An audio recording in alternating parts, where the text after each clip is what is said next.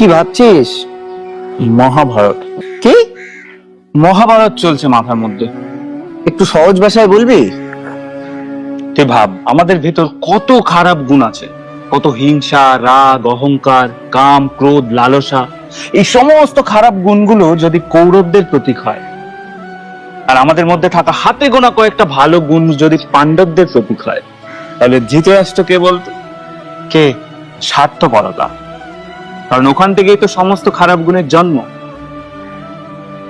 তাহলে গান্ধারী কিসের প্রতীক? তা গান্ধারীর চোখ ছিল, তাও পট্টিবেদেরা চোখের সামনে থাকা সত্যিটাকেও দেখতে পেত না। অন্ধবিশ্বাস। কারেক্ট। আর পিতামহ ভীষ্ম? দায়িত্ববোধ। শকুনি? মাথা। আর আমাদের ভগবান শ্রীকৃষ্ণ? আমাদের মন, আমাদের অন্তরাত্মা। তাহলে কর্ণ কিসের প্রতীক? কর্ণ খুব ভালো করে জানতো কোনটা ঠিক কোনটা ভুল। মানে ধর্ম অধর্মের জ্ঞান ওর ছিল, কিন্তু তাও অধর্মের সাথ দিয়েছে। বলতে এবার আমাদের মধ্যে এমন কি গুণ আছে যেটা ঠিক ভুল আমরা জানা সত্ত্বেও ঠিকটা আমাদের করতে দেয় না? ইগো। ইয়েস। তাহলে দ্রৌপদী কিসের প্রতীক? কুরুক্ষেত্রের যুদ্ধ কেন হয়েছিল বলতো? সিংহাসনের জন্য। ভুল।